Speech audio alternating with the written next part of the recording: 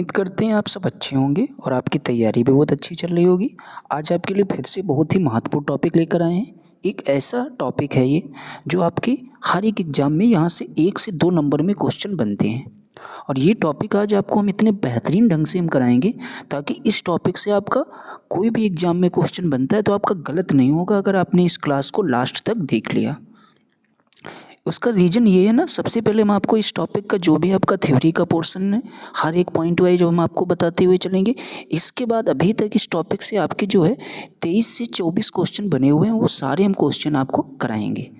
तो आपका जो है क्वेश्चन गलत होने का सवाल ही नहीं होता है। जो आपके आने वाले एग्जाम में इस टॉपिक से अगर कोई भी क्वेश्चन पूछा जाएगा, अगर आप कुछ इस तरीके से इसको पढ़ लेंगे या समझ लेंगे। तो चलिए देखते हैं। सबसे पहले आपका टॉपिक का नाम क्या है जो आज आपका होने वाला है। तो इसको जो हम लोग बोलते हैं मूल कर्तव्य।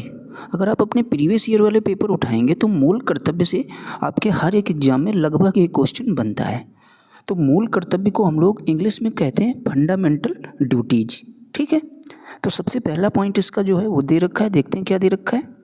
कह रहा है किस देश के संवैधानिक प्रावधानों से प्रभावित होकर भारतीय संविधान में मूल कर्तव्यों को सम्मिलित किया गया। कहने का मतलब कौन सा एक देश था जिससे जो है प्रभावित होकर हम लोगों ने अपने जो संविधान में मूल कर्तव्यों को सम्मिलित किया गया था। तो आपको याद रखना है पूर्व सोवियत संघ से प्रभावित होकर जो है हमने अपने संविधान में मूल कर्तव्यों को सम्मिलित किया। ये क्वेश्चन आपके एग्जाम में 2 से 3 बार पूछा जा चुका है। तो पहली क्वेश्चन आपके लिए इंपॉर्टेंट है। और पूर्व सोवियत संघ को हम लोग इंग्लिश में कहते हैं USSR। ठीक है। इसके बाद आपसे दूसरा पॉइंट पूछ सकता है भारतीय संविधान के किस भाग में मौलिक कर्तव्य उल्लेखित हैं। तो ये भी आपके लिए इंपॉर्टेंट है। तो आपको याद रखना है 4A में। ठीक है। किस में? भाग 4A में। हिंदी में ही आपसे लिखा जा सकता है 4 का, तो वो भी आपका सही है। अब हम लोग देखते हैं कुछ आपका अंडरलाइन में चीज़ें दे रखी हैं, इनको भी समझते हैं। कह रहा है स्वर्ण सिंह समिति ने संविधान में 8 मूल कर्तव्यों को जोड़ा। तो सबसे पहला क्वेश्चन आपसे यही बन सकता है कि जो आपकी स्वर्ण सिंह समिति थी उसमें आपके कितने मौलिक कर्तव्य थे। तो आप लोग उसका जवाब देंगे 8। ठीक है। फिर दूसरा देखते हैं उन्होंने कितने जो मौलिक कर्तव्यों को जोड़ने का सुझाव दिया था, तो 8। इसके बाद क्या होता है, कह रहा है कि लेकिन जो आपका 42वें संविधान संशोधन अधिनियम 1976 के द्वारा जो है 10 मूल कर्तव्यों को जोड़ा गया। तो स्टार्टिंग में आपके 8 थे, जब आपका 42 जो है संशोधन हुआ था उसके बाद ये 42वां संविधान संशोधन अगर आपसे पूछा जाए कब हुआ था, तो इसका आप लोग जवाब देंगे 1976 में। उस टाइम आपके कितने मूल कर्तव्य हो गए, तो 10। ठीक है। तो ये बातें आपको याद रखनी है।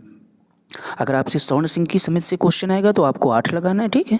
फिर अगर आपसे पूछा जाए जो आपका 42वां संविधान संशोधन हुआ था उसमें, तो आपको 10 मूल कर्तव्य लगाना है। अगर आपसे पूछा जाए इस टाइम आपके कितने मौलिक कर्तव्य हैं, तो आपको याद रखना है आपका राइट जवाब होगा 11।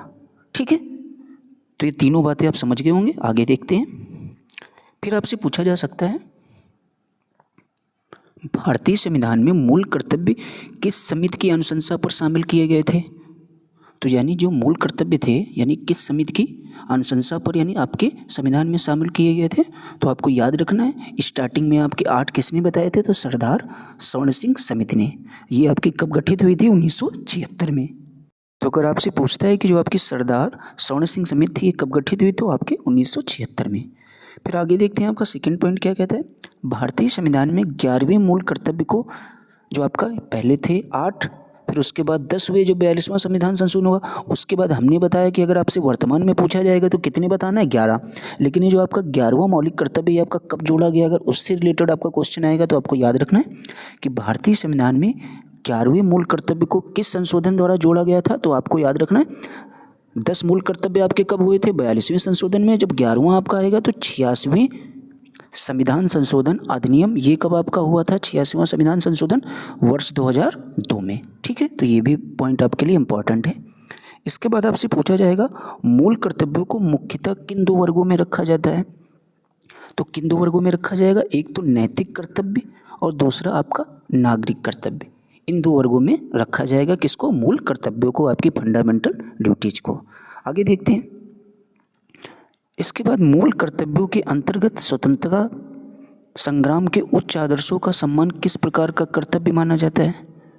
तो ये आपका किस प्रकार का कर्तव्य माना जाता है, तो ये जो आपका है नैतिक कर्तव्य माना जाता है। ठीक है।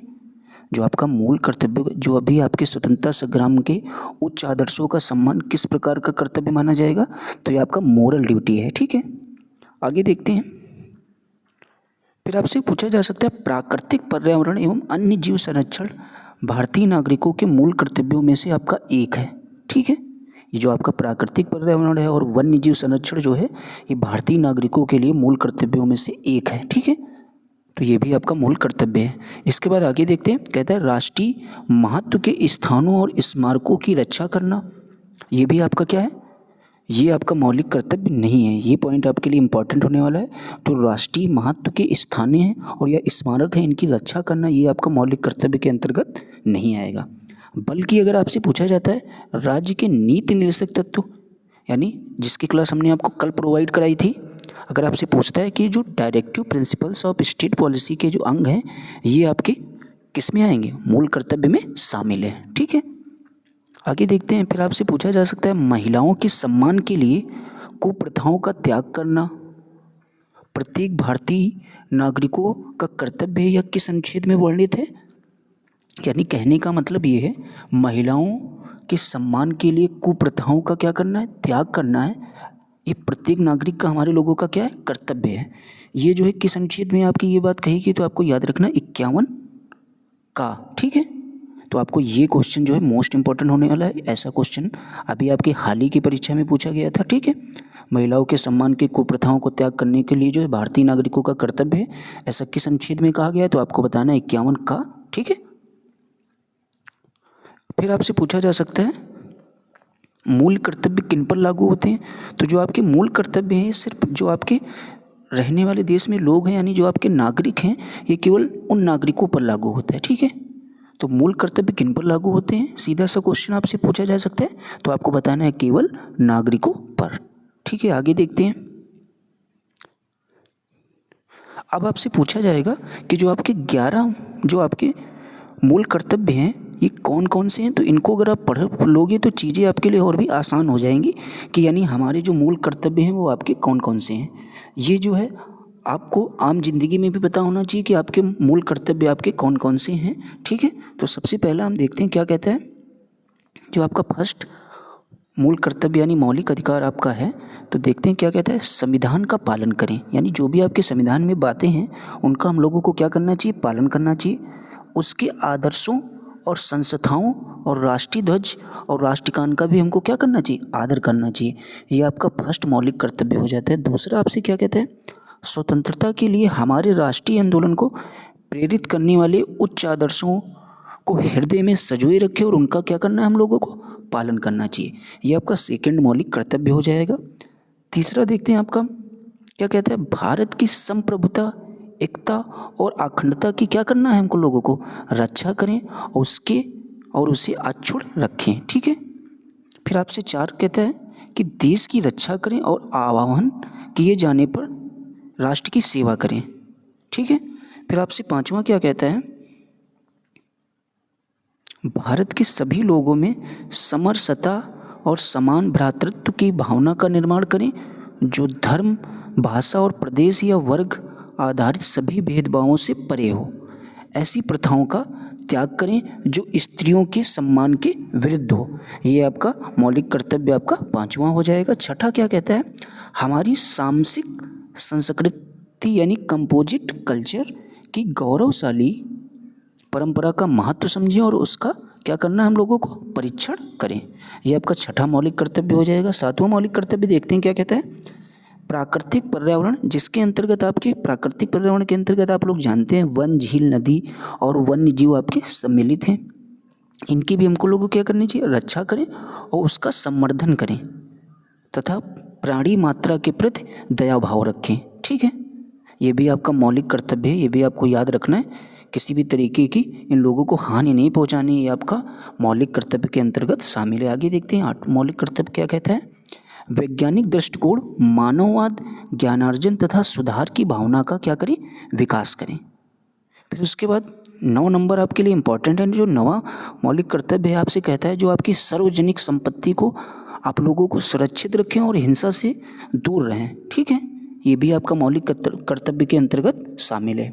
10वां मौलिक कर्तव्य आपसे कहता है कि व्यक्तिगत और सामूहिक गतिविधियों के सभी क्षेत्रों में उत्कर्ष की ओर बढ़ने का सतत प्रयास करें, जिससे राष्ट्र निरंतर बढ़ते हुए प्रयत्न व उपलब्धि की नई ऊंचाइयों को प्राप्त करे।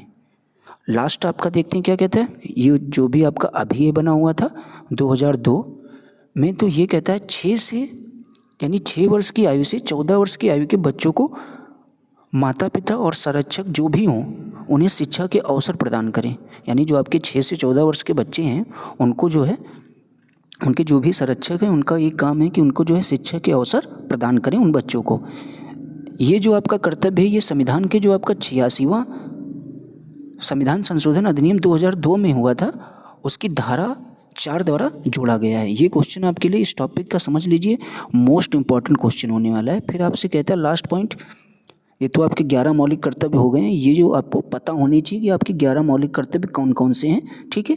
फिर आपका लास्ट पॉइंट ये कहता है किसी व्यक्ति को राष्ट्रगान गाने के लिए बाध्य नहीं किया जा सकता है। कहने का मतलब अगर किसी की मर्जी नहीं है गाने की तो उसको जो है ज़बरदस्ती नहीं कहना है कि आप खड़े होइए या इसको गाइए, तो किसी भी को जो है राष्ट्रगान गाने के लिए बाध्य नहीं किया जा सकता है। सर्वोच्च न्यायालय ने किस मामले में ऐसा कहा था, तो ये आपके जो विजय इमैनुअल बनाम केरल राज्य 1986 में ऐसा कहा था। आपके किसने कहा था, सर्वोच्च न्यायालय ने, कि किसी भी को राष्ट्रीय गान गाने के लिए बाध्य नहीं किया जा सकता है। आगे देखते हैं, जो आपका नोट करके एक पॉइंट दे रखा है उसको भी समझते हैं।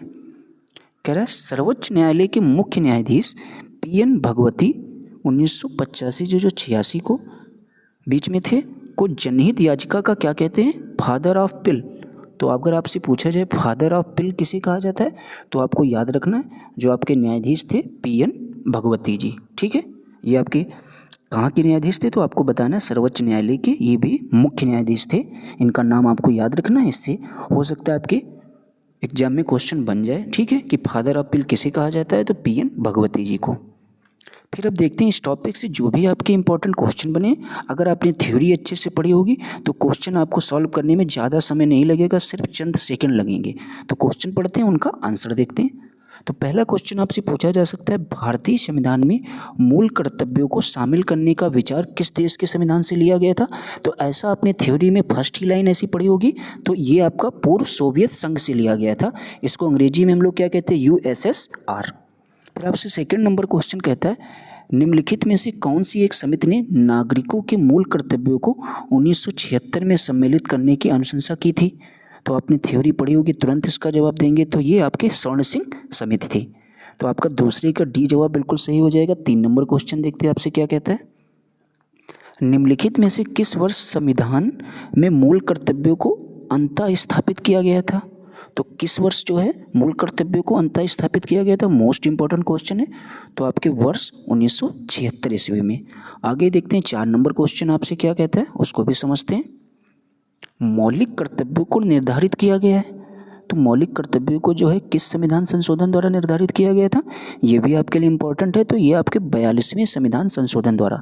देखिए आपके थ्योरी का पोर्शन ही आपके क्वेश्चनों में आता है जो हमने अभी आपको ऊपर कराया है। इस तरीके से आपको कोई भी नहीं पढ़ाएगा कि पहले थ्योरी इंपॉर्टेंट फिर उस टॉपिक से जितने भी क्वेश्चन बने हों वो आपको प्रोवाइड कराए। देखते हैं 5 नंबर क्वेश्चन आपका क्या कहता है, 42वें संविधान संशोधन के 10 आचार आदर्शों को किस नाम से जाना जाता है। तो आप जानते हैं जो आपका 42वां संविधान संशोधन हुआ था उस समय आपके कितने मौलिक कर्तव्य थे, तो 10 थे। तो वो आपके क्या कहते हैं, उनको 10 आचार आदर्शों को, तो इनको जो हम लोग किस नाम से जानते हैं, मौलिक कर्तव्यों को नाम से जानते हैं, ठीक है। तो 5 का आपका राइट जवाब भी बिल्कुल सही हो जाएगा। 6 नंबर क्वेश्चन देखते हैं आपसे क्या कहता है, वर्ष 1976 में जो आपका 42वें संविधान संशोधन द्वारा संविधान में नागरिकों के लिए कितने मौलिक कर्तव्य निश्चित किए गए थे। तो आप लोग अच्छे से जानते हैं जब आपका 86वां संविधान संशोधन हुआ था तब आपके 11 हो गए थे, उससे पहले आपके कितने थे जो 1976 42वें संविधान संशोधन के समय, तो आपके 10 मौलिक कर्तव्य थे, ठीक है। तो आपका 6 का राइट जवाब भी बिल्कुल सही हो जाएगा। 7 नंबर क्वेश्चन आपसे ये कहता है कि भारतीय संविधान में मूल कर्तव्य कब समाविष्ट किए गए। तो कब आपके समाविष्ट किए गए थे, ये भी आपके वर्ष 1976 में। तो आपका 7 का राइट जवाब डी बिल्कुल सही हो जाएगा। 8 नंबर क्वेश्चन देखते हैं आपका क्या कहता है, आपसे पूछा जा सकता है कि संविधान के किस भाग में मूल कर्तव्यों के अध्याय को जोड़ा गया है। तो ये आपके डी यानी भाग 4 का में जो है आपके मूल कर्तव्यों के अध्याय को जोड़ा गया। ये भी आपके लिए इंपॉर्टेंट क्वेश्चन है। तो 8 का आपका जवाब डी बिल्कुल सही हो जाएगा।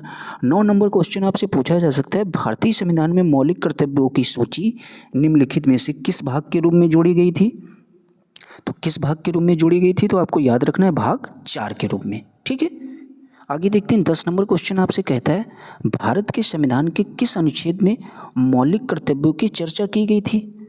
तो किस अनुच्छेद में आपके मौलिक कर्तव्यों की चर्चा की गई थी? तो आपको याद रखना ये आपका जो है आर्टिकल था 51A। आपने थ्योरी में ऐसा पढ़ा होगा, पॉइंट ये आपका आया था कि जो है किस अनुच्छेद में मौलिक कर्तव्यों की चर्चा की गई थी, तो 51A में। आगे देखते हैं 11 नंबर क्वेश्चन आपसे क्या कहते हैं, पूछा जा सकता है आपसे, वर्तमान में संविधान में कुल कितने मूल कर्तव्यों का उल्लेख किया गया है? तो वर्तमान की जब बात करेगा तो आप लोग इसका राइट जवाब देंगे 11 मूल कर्तव्य।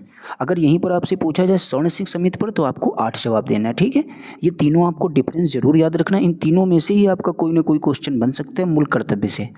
12 नंबर क्वेश्चन आपसे पूछ सकता है, किस संवैधानिक संशोधन अधिनियम द्वारा संविधान में मूल कर्तव्यों को सम्मिलित किया गया था? तो आप लोग अच्छे से इसका जवाब दे सकते हैं, 42वें संवैधानिक संशोधन अधिनियम 1976 के द्वारा जो है मूल कर्तव्यों को संविधान में सम्मिलित किया गया था। तो आपका 12 का राइट जवाब ए बिल्कुल सही हो जाएगा। 13 नंबर क्वेश्चन देखते हैं आपका क्या कहते हैं, पूछा जा सकता है आपसे, मौलिक कर्तव्यों को संविधान में सम्मिलित किए जाने का प्रयोजन क्या है?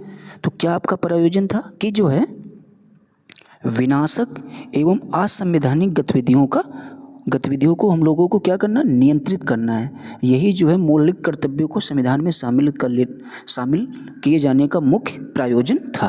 तो आपका 13 का राइट जवाब सी बिल्कुल सही हो जाएगा। 14 नंबर क्वेश्चन आपसे पूछा जा सकता है, संविधान में उल्लेखित मौलिक कर्तव्य किसके लिए हैं? तो आपको याद रखना है जो आपके संविधान में उल्लेखित मौलिक कर्तव्य हैं ये आपके, हमने अभी आपको जो आपको थ्योरी पढ़ा रहे थे वहाँ पर हमने बताया था, जो आपके संविधान में उल्लेखित मौलिक कर्तव्य हैं ये आपके सभी नागरिकों के लिए हैं। ठीक है, सभी नागरिकों के लिए समान रूप से। आगे देखते हैं 15 नंबर क्वेश्चन आपसे क्या पूछ सकता है, पूछ सकता है मौलिक कर्तव्यों की अवहेलना करने वाले को क्या करना है, दंड देने की व्यवस्था की गई है। सॉरी, कहने का मतलब मौलिक कर्तव्यों की अवहेलना करने वाले को दंड देने की व्यवस्था नहीं है। यानी जो आपके मौलिक कर्तव्यों को नहीं मानता है उनको भी जो है आपको कोई उन पर दबाव नहीं डालना है। तो उनको जो है ऐसा भी संविधान में नहीं कहा गया कि जो आपके मौलिक कर्तव्य जो लोग नहीं मानेंगे उनको किसी भी प्रकार का दंड देने की व्यवस्था नहीं की गई है। ठीक है, तो 15 का आपका राइट जवाब बी बिल्कुल सही हो जाएगा, दंड देने की व्यवस्था नहीं है। किस लिए दंड देने की व्यवस्था नहीं? मौलिक कर्तव्यों की अवहेलना करने वाले को। 16 नंबर आपसे क्वेश्चन पूछा जा सकता है, भारत के प्रत्येक नागरिकों का कर्तव्य होगा प्राकृतिक पर्यावरण संरक्षण एवं सुधार, खाली स्थान उपरोक्त कथन भारतीय संविधान के किस अनुच्छेद में संदर्भित है? तो अभी आपने देखा होगा प्राकृतिक पर्यावरण और संरक्षण की बात जब होगी तो ऐसा जो आपका संविधान के किस अनुच्छेद से संबंधित है? तो आप लोग इसका जवाब देंगे ये आपका 48A से संबंधित है, आर्टिकल 48A। तो आपका 16 का राइट जवाब बी बिल्कुल सही हो जाएगा। 17 नंबर क्वेश्चन देखते हैं आपका क्या कहता है, कहता है निम्नलिखित में से कौन सा एक मौलिक कर्तव्य नहीं है? तो आपका कौन सा मौलिक कर्तव्य नहीं है? राज्य का आज्ञा पालन, कानून का आज्ञा पालन या समाज का आज्ञा पालन? ये तो आपके सारे मौलिक कर्तव्य हैं। करों की अदायगी ये जो है आपका मौलिक कर्तव्य नहीं है। ठीक है, क्या नहीं है मौलिक कर्तव्य? करों की अदायगी। फिर आपसे 18 नंबर क्वेश्चन पूछा जा सकता है, निम्नलिखित में से कौन सा एक मौलिक कर्तव्य नहीं है? तो देखते हैं कौन सा आपका मौलिक कर्तव्य इनमें से नहीं है। तो आपको याद रखना है संविधान का पालन करना, ये तो आपका मौलिक कर्तव्य है। देश की एकता और अखंडता की रक्षा करना, ये भी आपका मौलिक कर्तव्य है। सार्वजनिक संपत्ति को सुरक्षित रखना, ये भी आपका है। ये नहीं आपका मौलिक कर्तव्य है कि धर्मनिरपेक्षता का पालन करना, ये आपका मौलिक कर्तव्य के अंतर्गत नहीं आता है। 19 नंबर क्वेश्चन देखते हैं आपसे क्या पूछ सकता है कि निम्नलिखित में से भारत में मौलिक कर्तव्य कौन सा है? तो मौलिक कर्तव्य आपका कौन सा हो जाएगा इनमें से? हमारी मिली जुली संस्कृति की समृद्ध विरासत को संरक्षित करना व महत्व प्रदान करना, ये आपका मौलिक कर्तव्य हो जाएगा इन चारों में से। 20 नंबर आपसे क्वेश्चन पूछ सकता है, फिर से पूछेगा। तो इसीलिए आपको 11 जो है मौलिक कर्तव्य याद होना जरूरी है, क्योंकि वो पूछ सकता है इनमें से कौन नहीं है। तो अगर आपको पता नहीं होंगे 11 मौलिक कर्तव्य तो आप वहाँ पर इसका जवाब नहीं दे सकते हैं। तो प्लीज़ आप उन 11 मौलिक कर्तव्यों को 1-2 बार अच्छे से पढ़ लीजिए। फिर आपसे पूछ सकते हैं निम्नलिखित में से कौन सा मौलिक कर्तव्य नहीं है। तो आप देखते हैं इसमें से कौन सा नहीं हो जाएगा। आम भाईचारे की भावना को उजागर करना, ये तो हो जाएगा। राष्ट्रीय उद्यमों का संरक्षण करना, ये आपका नहीं होगा। वैज्ञानिक संस्कार का विकास करना, ये भी आपका सही है। भारत की समृद्ध विरासत का संरक्षण करना, ये भी बात आपकी सही है। तो 20 का आपका राइट जवाब जो है बी बिल्कुल सही हो जाएगा। 21 नंबर क्वेश्चन देखते हैं आपसे क्या कहता है। भारतीय संविधान में नागरिकों के मूल कर्तव्यों के अंतर्गत सम्मिलित नहीं है।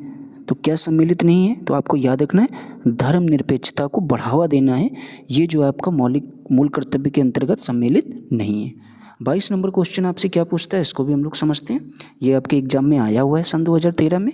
आपसे पूछ रहा है भारत के संविधान के अनुसार भारतीय नागरिकों के मूल कर्तव्य निम्नलिखित में से क्या हैं। राष्ट्रज्ञान, ध्वज आदि का सम्मान करना, जी बिल्कुल है। वैज्ञानिक प्रवृत्ति का विकास, ये भी बिल्कुल सही है। राष्ट्रीय और सांस्कृतिक विरासत का संरक्षण एवं परिरक्षण, ये भी आपका मौलिक कर्तव्य के अंतर्गत शामिल है। तो देखा जाए 22 का आपका राइट जवाब डी बिल्कुल सही हो जाएगा, यानी उपयुक्त सभी।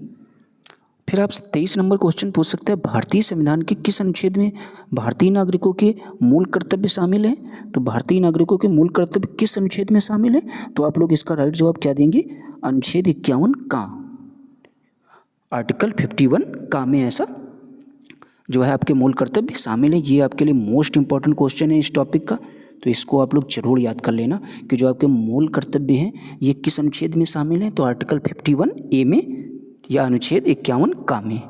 फिर आपसे 24 नंबर जो कि इस टॉपिक का लास्ट क्वेश्चन है, इससे अभी तक इससे ज़्यादा आपके एग्जाम में क्वेश्चन नहीं बने हुए, 24 क्वेश्चन ही बने हुए और उलट फिर कर आपके वही क्वेश्चन आपके एग्जाम में पूछे जाते हैं। अगर आपने इन 24 क्वेश्चनों को अच्छे से पढ़ लिया है तो आपका एक भी क्वेश्चन गलत नहीं होने वाला है। इस टॉपिक से अगर आपके एग्जाम में कोई भी क्वेश्चन आता है तो लास्ट क्वेश्चन हम लोग देखते हैं क्या कहता है। निम्नलिखित में से कौन सा कर्तव्य भारतीय नागरिकों के कर्तव्य में शामिल नहीं है। तो आपको याद रखना है कौन सा कर्तव्य आपका शामिल है। सत्तारूढ़ राजनीतिक दल का समर्थन करना, ये आपके मौलिक कर्तव्य के अंतर्गत शामिल नहीं है। तो आपको 24 का राइट जवाब डी बिल्कुल सही हो जाएगा। तो उम्मीद करते हैं आपको हमारी क्लास पसंद आई होगी और हम ऐसे ही आपको क्लास प्रोवाइड करा रहे हैं। अगर आप हमारी वीडियो डेली देखते होंगे, पहले हम आपको टॉपिक की थ्योरी कराते हैं, फिर उससे रिलेटेड आपके जो भी क्वेश्चन हैं हम उन क्वेश्चनों को कराते हैं। चाहे आपके उस टॉपिक से 100 क्वेश्चन पूछे गए हों या 200 क्वेश्चन, वो हम आपको सारे बताने की कोशिश करते हैं। तो अगर आपको हमारी क्लास पसंद आई हो तो प्लीज़ वीडियो को ज़्यादा से ज़्यादा लोगों में शेयर ज़रूर कर देना। और अगर आपको हमारी वीडियो ठीक ठाक लगी हो तो प्लीज़ चैनल को लाइक और सब्सक्राइब भी कर देना। Thanks for watching.